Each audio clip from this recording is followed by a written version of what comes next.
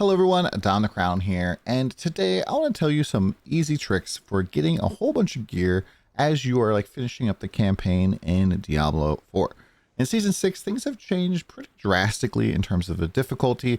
I'm seeing a lot of people struggle after finishing the campaign, not really sure how to get up into the higher difficulties like Torment 1, Torment 2. I'm going to kind of tell you what I did in order to really easily breeze through this process. So the very first thing I want to recommend is that once you kind of finish the campaign, you're probably going to be maybe like 50-ish or so. I would just recommend just keep pushing by following the Deeds of the Champion quest line and doing all the stuff. And then once you hit 60, the real trick that you can do is just press U and then go to your season journey. There's a whole bunch of easy things for you to do here that's just going to give you a ton of loot. And since you're pretty much finishing the campaign without really cashing any of these in, at least I was able to get like a whole bunch of these boxes, and there's just more and more and more boxes and crafting materials for you to claim. I was able to basically just gear up pretty fast from that. The second and third tip is a kind of an old secret, an old trick, and that is we can go into Helltide here on whatever difficulty we want, like hard for example, and we can actually take the cinders that we earn in this lower Helltide and drag them into an upper Helltide difficulty. So like Torment 1, for example. We can see here that I have my Aberrant Cinder that I just picked up. We have about 3 of them now. I'm going to be able to drag these into Torment 1, Torment 2, Torment 3, Torment 4, and then I can just ride around to boxes and use those. It's pretty easy. All I have to do is log out now and change difficulties. As long as I do that before the Helltide is over, we should be able to keep our cinders. But wait, there's more. If we also do Whispers here, we can see we have 7 out of 10 Whispers of the Dead, Grim Favors. We're also able to drag those forward. So after I'm out of combat here, I'm just going to press Leave Game, click Leave Now. It's going to take me out to the screen, and I can press C to change my difficulty. So I'm going to change up to Torment 4 and press Start Game. And we will keep the Whisper progression. We will keep our cinders. This allows us to do whispers at like even normal difficulty if we really want, and hand them in Torment 1, where you can start getting ancestral gear. So you can see here that we have our cinders still, we still have our whisper progression, and this is pretty darn strong. A really good way to just kind of start getting lots of gear and gearing up. Now the next thing I'm going to recommend here is actually going to the Purveyor of Curiosities, which is like the guy who you use your obols with, and just using your obols there. Obols are incredibly strong right now, and it's relatively easy to gamble and get yourself unique. I don't really have a lot of obols right now because I used them all on a previous version of this video where I didn't record any sound. But if you just click like whatever item you're looking for, you're going to have a decent chance of getting uniques. That's actually how I got my first Rada Kapeleke. I got my first Harmony of Ebawaka. And yeah, pretty much just like geared up pretty hard with obols. Now, the best way I think to get obols right now is to actually run the pit. And so if you are new to the game, the pit is the thing that you're going to use to kind of climb through the progression and the torment tiers in the, the new version of the game. But it is also how you level up your glyphs and is a good source of obols. So just go here in Saragar and you activate the pit. As you can see, there's tons of tiers of this. And as you go up through the difficulties, the more loot you get. But even if you can't handle tier 20 right away, you can go and do like tier 10, tier 15, and it should be relatively easy. And this also helps you level up your glyphs. And the more your glyphs level up, the more powerful they're going to become. Basically, glyphs now work a little bit different. So at level 15, they still get bigger than they were before. So they go from being 3 wide, if you can imagine this. It goes out to here, so I can just drop one of these in here. It starts off at 3 wide, and then it'll go at level 15 to being 4 wide. And then once you get them up to level 46, they are going to be all the way out to 5 wide. And they get an additional legendary damage affix at the bottom, so just more multiplicative damage. This is a really good way to soup up your character and to get quite a bit of power. Now, if you're struggling with even that, what I can recommend doing is going to the blacksmith and using tempering.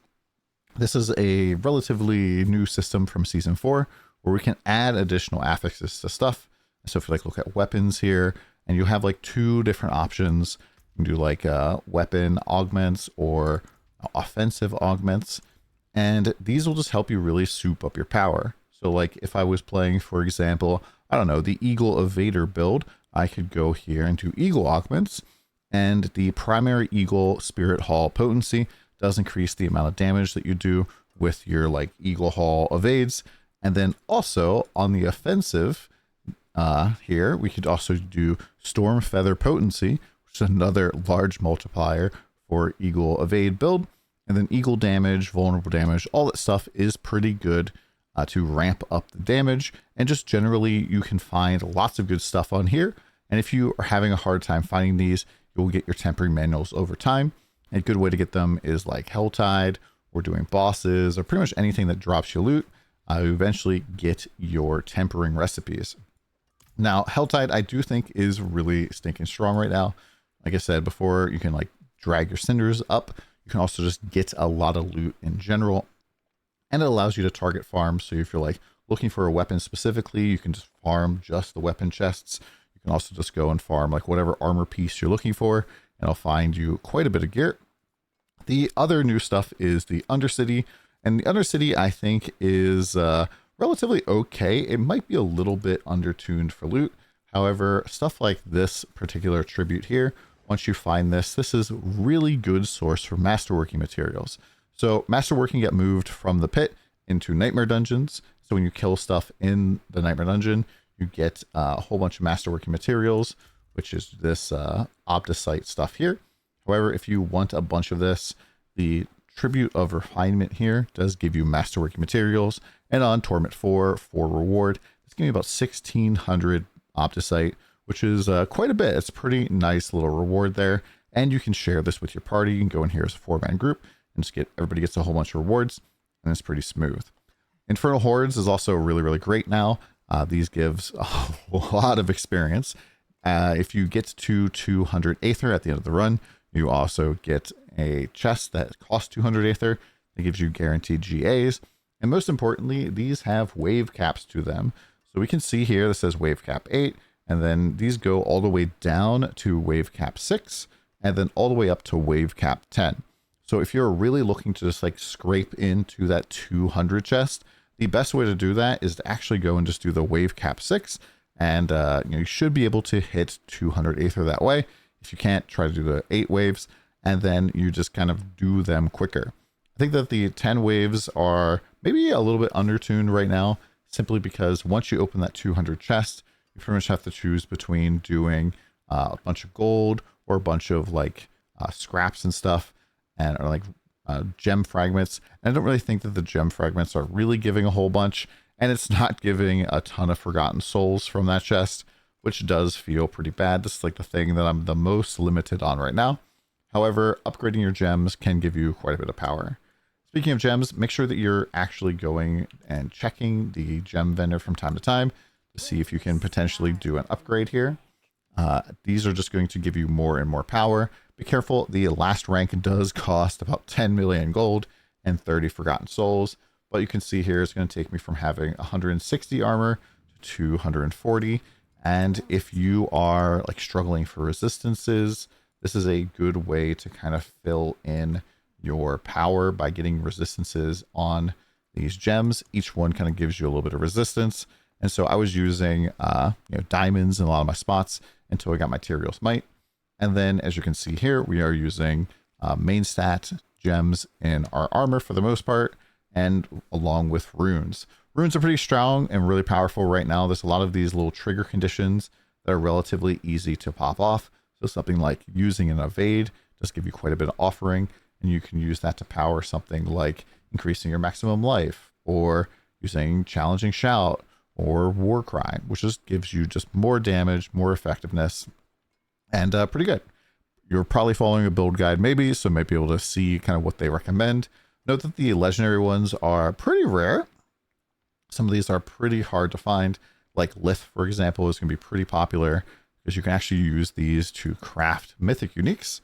As you can see here, we, if we wanted to go and craft ourselves a Tyrael's Might, we need 6 Lith, 6 VO, and 6 Tech. And so even though I farmed a whole ton of bosses, I do not have enough to craft this. And so I just got really lucky with my materials might drop. And that's pretty much it for my general recommendations. I think that gearing up now is a little bit different. It's a little bit frustrating maybe at times. There used to be this period of time where we go into World Tier 3 and kind of struggle until we find our weapon. And then we blast through World Tier 3 and we get to World Tier 4. And then we struggle until you get your weapon. And that kind of struggle vibe has kind of moved from going into World Tier 3 and probably like at the very start of Torment 1 and definitely going into Torment 2. But I found that going up from Torment 2 to 3 to 4 was a lot smoother as it got a lot more powerful. And our character is probably able of clearing hit level 100 right now, which is quite significantly above the power level here of Torment 4. So we're probably like in Torment 6 or maybe 7 level of power right now. But if you're interested in a build guide for that, you can check the description for that as well. The last thing that I want to mention though is uniques. So uniques, you can get a whole bunch of different uniques from going around and doing the ladder bosses that were added in Season 2. And so things like going along and killing Grigwar, you kind of like see like what all the materials are for that and like where to summon them, how much it costs. This costs 12, and like where to get these particular things. And these always now drop uniques. And I'm pretty sure they drop almost exclusively uniques unless you're using an opal that gives you equipment, but you might not know where exactly to find the unique that you want. So if you go to this document that I'm going to link in the description down below, the unique targets here works for this. And so I can see that, hey, if I want my Harmony of Ebawaka, it's going to drop off of the Beast Nice. And each of these bosses does have a chance to drop a mythic. Seems to be a little bit lower than it was in previous seasons. And the Andariel and Duriel seem to have even less than they did before, but Andariel and Duriel are more likely to drop them than previously. But every single boss is going to drop a unique and drops 2 starting at Torment 1, and then each Torment difficulty adds another unique to its drop table. So this is a pretty good way to just getting what you want. It's going to be a pretty easy way to spam this out. Don't really feel like you need to like save your summoning materials or anything like that, because yeah, it's like way better to have the uniques that you need as opposed to like struggle and like hold on to these resources for a better day. You're just going to get a whole ton of stuff as you go, and don't really worry about that. Hopefully this video helped you out. I'll try to comment down below to see if there's anything I forgot. Let me know if you guys know anything about gearing up quicker, and hopefully you guys have a wonderful Season 6. I'm having a lot of fun. We'll see you soon.